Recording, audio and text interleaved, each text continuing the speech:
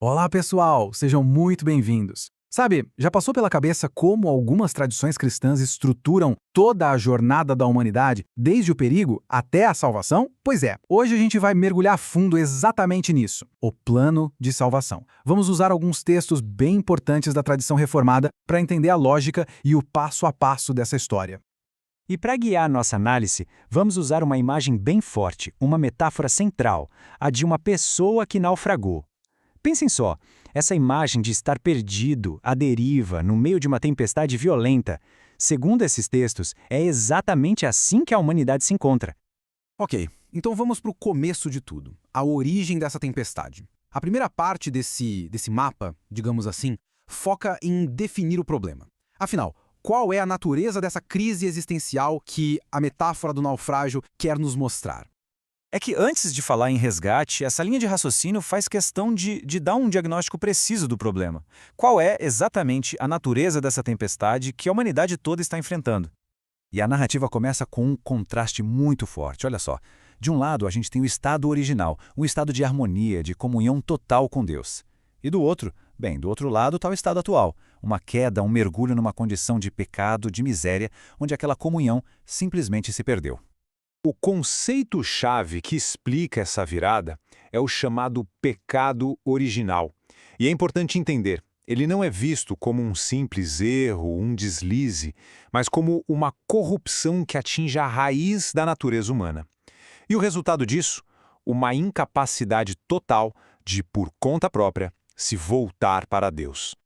Então, qual a primeira consequência direta desse estado? Segundo essa visão, é a culpa. Uma condição, digamos, legal de culpa diante da lei de Deus. E essa culpa não fica por aí, não. Ela acaba atraindo o que os textos chamam de ira de Deus. A reação de um Deus justo que simplesmente não pode fechar os olhos para a transgressão da sua lei. E isso tudo resulta na consequência final, a morte eterna. É a separação completa e definitiva de Deus, descrita como as dores do inferno.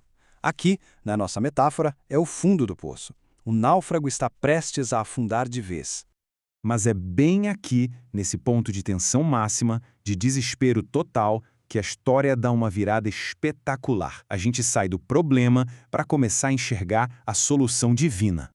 E essa citação, nossa, ela ilustra essa virada de um jeito muito poético. Pensem no dilema. Como que a misericórdia de Deus poderia agir sem atropelar a justiça dele? A solução teria que, de alguma forma, satisfazer as duas coisas ao mesmo tempo. E essa solução é formalizada no que se chama de Pacto da Graça. É, basicamente, uma aliança, uma promessa de Deus para tirar os eleitos daquela condição de pecado e miséria e levá-los para um estado de salvação. E como? Através de um Redentor. E quem é esse Redentor? A figura central desse pacto, a peça-chave de todo o plano, é o Senhor Jesus Cristo.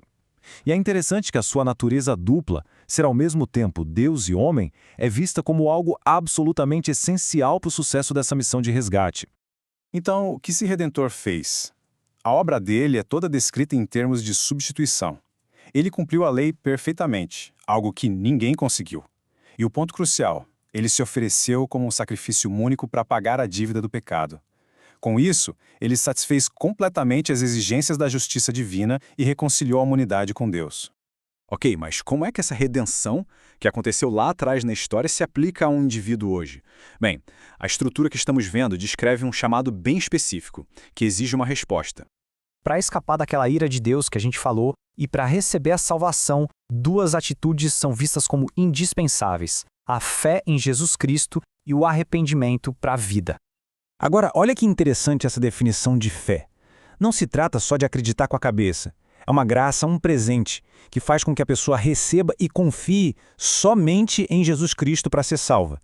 É abandonar qualquer ideia de que a gente possa merecer ou conquistar isso por conta própria. E o arrependimento é a mesma coisa. É muito mais do que só se sentir mal pelo que fez. É também uma graça onde a pessoa sente de verdade o peso do seu pecado, se afasta dele e se volta para Deus com a decisão firme de começar a viver de um jeito novo, em obediência. E aqui vem o ponto-chave. Essa resposta, tanto a fé quanto o arrependimento, não vem da própria pessoa. Segundo esses textos, é a obra do Espírito Santo que habilita alguém a responder assim. Não é algo que a gente consiga gerar com a nossa própria força de vontade. Certo, e para quem responde a esse chamado? O que acontece? A estrutura detalha vários benefícios que são como frutos dessa redenção. Alguns são imediatos, outros se desenvolvem ao longo da vida toda. Vamos dar uma olhada rápida nos principais benefícios que vêm do pacote da salvação. Tem de tudo aqui, desde justificação, adoção, santificação, até a certeza do amor de Deus, paz de consciência. Vamos focar nos 3 primeiros, que são a base de tudo. Primeiro, a justificação.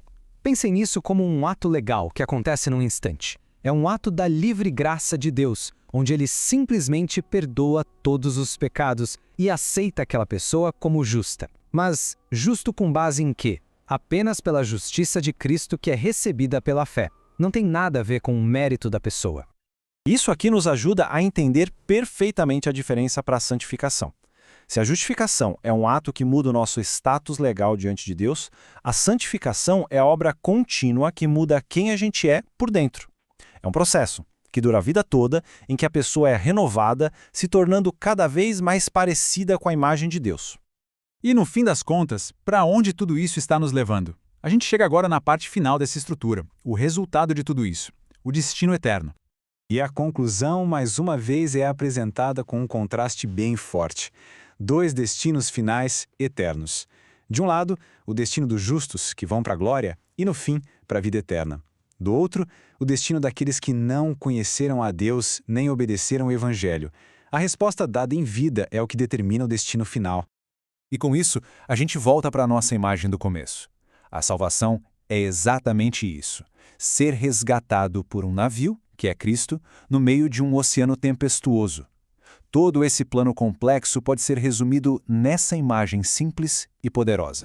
E para fechar, fica aqui uma pergunta para a gente pensar. Se a fé é o ato de estender a mão para o bote salva-vidas, o que significa, então, a vida que vem depois do resgate? O que significa se tornar parte da tripulação? Talvez seja isso: deixar de ser só um náufrago resgatado e passar a ser um membro ativo da tripulação, com um novo propósito, uma nova vida a bordo desse navio.